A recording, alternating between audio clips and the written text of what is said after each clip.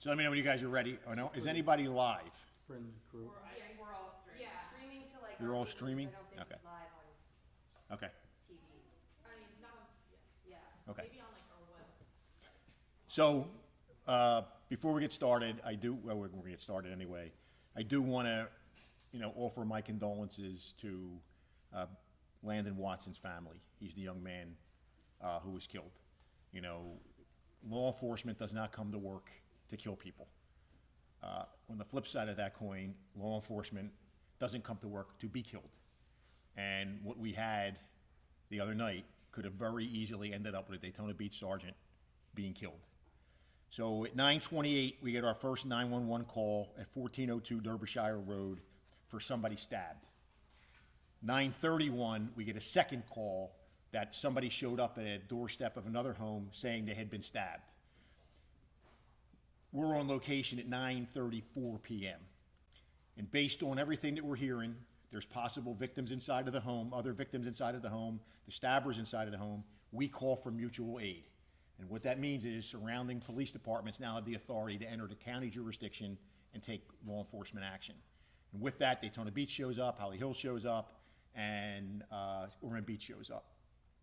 So based on the crime scene, there's blood all over the door, there's blood going into the house.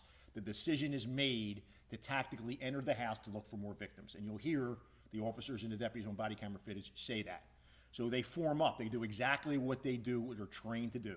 Holly Hill officer is at point on the shield. You'll also hear that they call for less lethal.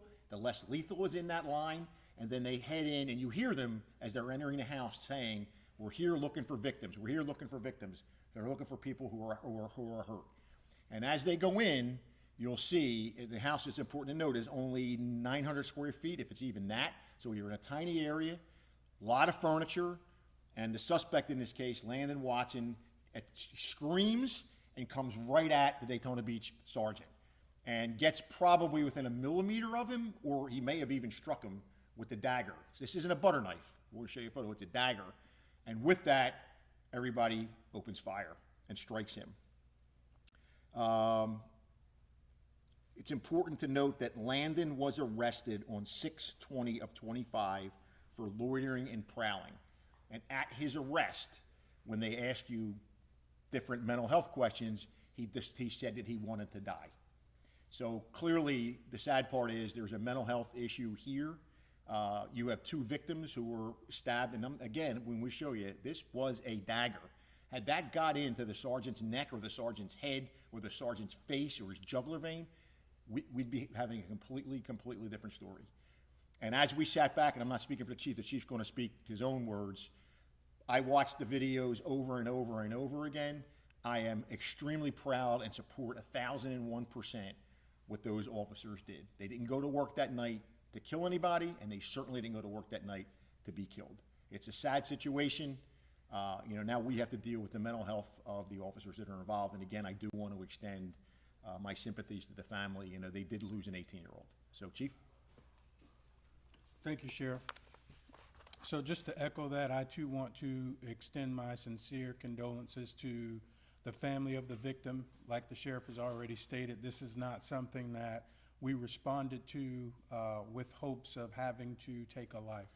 But the Sheriff's already pretty much explained, for the most part, our involvement was a mutual aid request. So once we received that call, it was a very dynamic and violent situation. I had approximately 7 officers respond prior to shots being fired, and then an additional 3 or 4 after the shots were fired.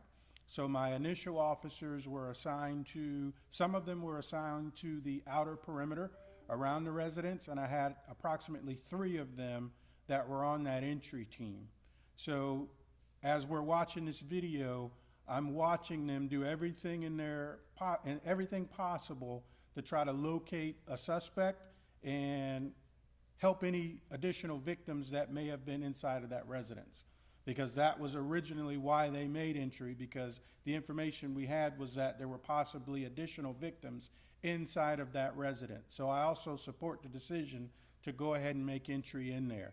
And then once you see that video and you see how close the suspect came to stabbing the officer, this could have been a completely different conversation. I could have been unfortunately having, you know, a conversation about an officer killed in the line of duty.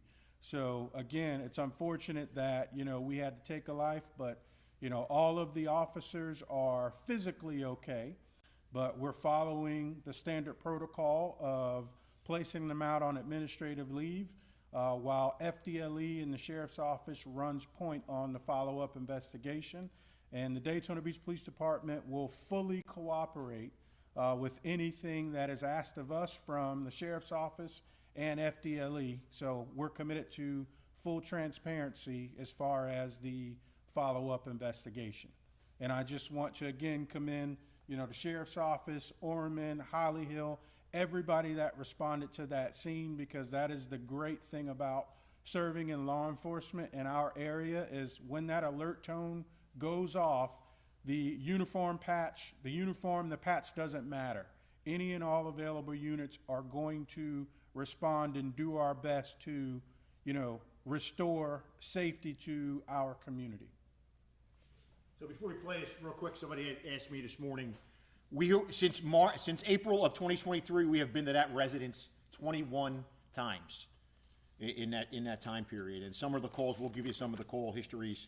The two most recent calls were on 1/29 of 25, we assisted probation and parole on a home search.